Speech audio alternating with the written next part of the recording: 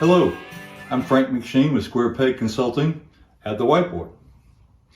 I'm a supply chain cash guide, and these are the components of the business-to-business supply chain as I see it.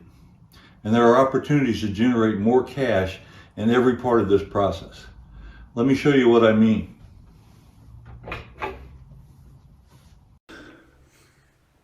Hello. In this session, we're going to talk about how to use Pareto in many parts of the business in order to help you generate more cash. And Pareto, as you recall, is the 80-20 rule. We saw it in our early sessions looking at how we look at our customers in terms of contribution impact, that roughly 20% of the customers often generate 80% of a given impact, in this case contribution. The next 30% of customers generate the next 15%, and sometimes half or more of the customers only generate 5%.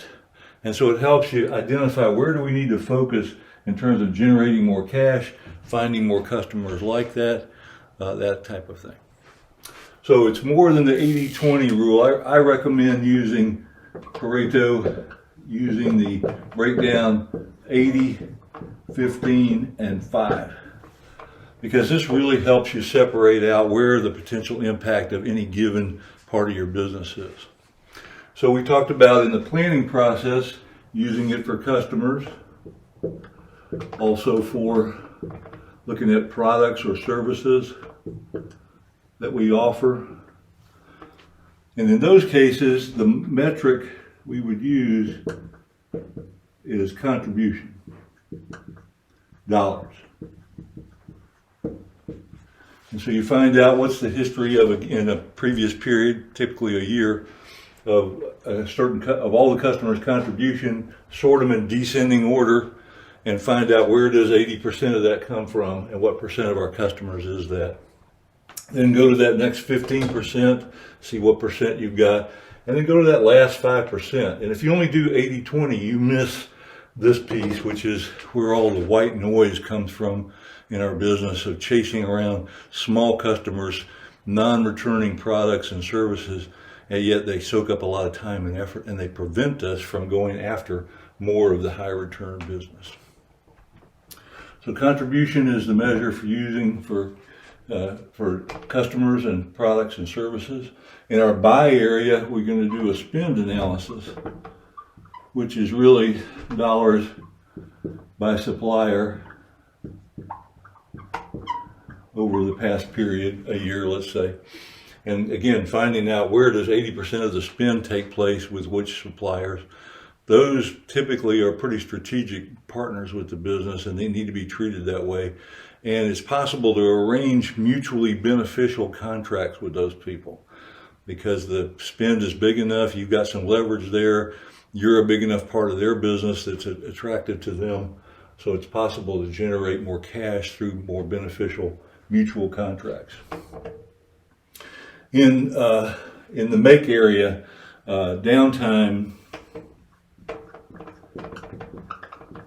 in terms of maintenance is a critical one, and knowing where and how long. So we're looking at hours of downtime and frequency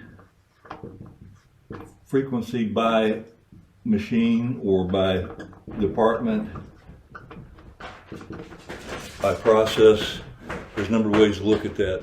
And again, sorting from highest to lowest over a period of time, typically a year, you'll find out where do I need to focus my maintenance efforts in order to reduce this and generate a lot more output for the same amount of time. Inventory is another area. So there's a couple of ways to look at that. First is what's called dollar usage. So that's the cost times the volume of a given item, cost times volume. That shows how much dollars of movement did I have for that period of time, that year, looking back. Again, sorting from highest to lowest, you'll find that's a small minority of the items that you have in inventory generate most of the flow of dollars through there. And those can lead to sharpening up your cycle counting program, making sure you're really accurate about these guys, you want to be good and accurate about these. Here close counts with that last 5% of the item. The worst thing you can have is you run out of those little items that don't have much cash impact going through the business, but they have a huge impact if you're out of them.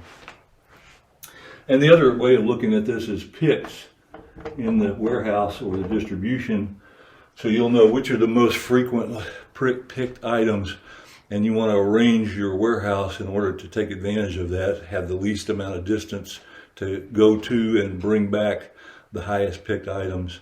The slowest picked items can be back further in the warehouse or in the distribution center, and you don't use up time trying to get to those. So those are some areas where Pareto lives and can apply and help you generate more cash.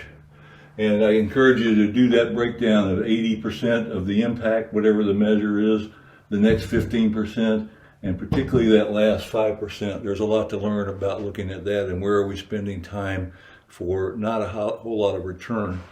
And if you look at the relative impact of these two together, it's a 16 times ratio between the 80% impact and the 5% impact. And so that's a very significant difference, and it needs to be reflected in the way we treat either our customers, the way we look at our products, the way we treat our suppliers, the ones that have the 16 times impact. We need to be paying 16 times the amount of attention to those that we do these smaller 5% impacts. Thank you.